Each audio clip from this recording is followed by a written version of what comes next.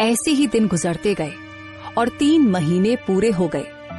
जमींदार अर्जुन को साथ लेकर रघु के घर आ गया। रघु, बाहर आओ। 3 महीने हो गए हैं, पैसे देने आए नहीं, तो कल मैं पूरा दिन तुम्हारा इंतजार करता रहा। मजबूरन मुझे खुद तुम्हारे पास आना पड़ा। चलो जल्दी बाहर आओ और पैसे दो। रघु बाहर आया। रघु के पास अभी 40,000 पूरे नहीं हुए थे। उसके पास अभी सिर्फ 25,000 रुपये थे। उसने जमींदार से कहा, जमींदार साहब, मुझे माफ कीजिए, मुझे 5 दिन का समय और दीजिए। मैं आपको खुद अपने पास आकर आपके पैसे दूंगा। अभी मेरे पास 25,000 है, 40,000 नहीं हुए। आपकी मेहरबानी होगी अगर मुझे समय दे दें। मेहरबानी तो पहले मैंने की थी तुम पर, तुम्हें पैसे देकर। अब तुम मेरे साथ ड्रामा कर रहे हो। तुम जैसे लोगों को तो मैं पैसे देता ही नहीं, लेकिन अर्जुन की बात पर पैसे दे दिए थे। चलो 25,000 दे दो और तुम्हारे पास बाकी 2 दिन का समय है। बाकी पैसे मेरे घर पहुंचने चाहिए, वरना तुम भी मुझे नहीं जानते। रघु ने 25,000 तो जमींदार को दे दिए, लेकिन जमींदार ने रघु को बहुत बुरा भला कहा और धमकी भी दी कि 2 दिन में पैसे मिलने चाहिए। रघु बहुत मायूस हुआ। उसने अब 4 गुना ज्यादा गाजरें बेचना शुरू कर दी। अब रघु की गाजरों की बातें दूर दूर तक होने लगी। लोग दूर दूर से आने लगे। रघु को गांव में गाजरें बेचने जाने की जरूरत नहीं पड़ती थी। लोग खुद रघु से गाजर लेने उसके घर आ जाते।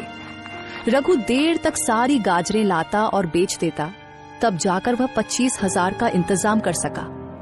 लेकिन अब उसने और ज्यादा मेहनत करने का सोचा और फैसला किया कि 2 दिन में जमींदार के पैसे वापस कर देगा।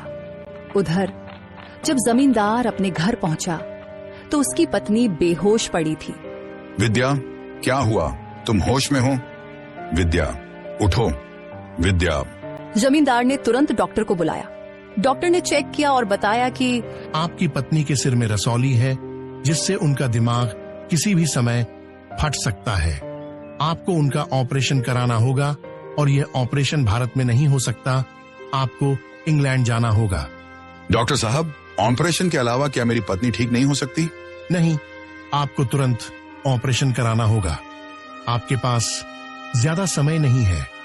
अगर 2 दिन के अंदर ऑपरेशन नहीं हुआ तो उनकी मौत हो जाएगी। ये सुनकर जमींदार बहुत ज्यादा डर गया। मालिक, मैंने सुना है कि जो गाजरें रघु बेचता है वे जादुई गाजरें हैं। जो भी बीमार व्यक्ति उन्हें खा ले वह तुरंत स्वस्थ हो जाता है। अगर आप कहें तो मैं उसे बुला लाऊं और आप मालकिन को वह गाजर खिला दें। क्या बातें कर रहे हो? मैं इन चीजों पर यकीन नहीं करता। ये सब अफवाहें होती हैं। लोग अपना काम चलाने के लिए झूठ बोल देते हैं। इनको गंभीरता से नहीं लेना चाहिए। नहीं मालिक, मैं सच बोल रहा हूँ। मैं खुद भी यकीन नहीं करता था, लेकिन रघु की गाजरें पूरे गांव में मशहूर हैं।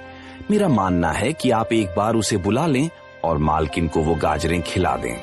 अच्छा, अगर ऐसा ही है तो जल्दी जाओ। मैं अपनी पत्नी को इस हालत में नहीं देख सकता। जाओ, रघु को बुलाकर ले आओ।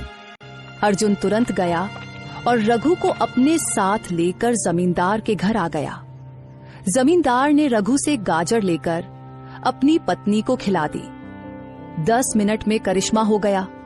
जमींदार की पत्नी की आंखें खुल गईं और वह उठकर खड़ी हो गई। जमींदार यह देखकर बहुत खुश हुआ और रघु से बोला, रघु, तुम्हारा बहुत बहुत धन्यवाद। तुम्हारा यह एहसान मैं जिंदगी भर नहीं भूलूंगा। मुझे माफ कर देना। मैंने तुमसे जो बदतमीजी की उसके लिए मुझे बहुत शर्मिंदगी है। आज के बाद मैं कभी भी किसी के साथ ऐसा नहीं करूंगा। और हाँ, जो बाकी पैसे तुम्हें देने थे वो तुम मत देना। तुमने मेरी पत्नी की जान बचा ली। मेरे लिए यही सबसे बड़ी खुशी है। रघु फिर खुशी खुशी घर वापस आ गया। कुछ ही दिनों में एक बहुत बड़ा व्यापारी रघु के पास आया, जिसे जमींदार ने रघु की गाजरों के बारे में बताया था।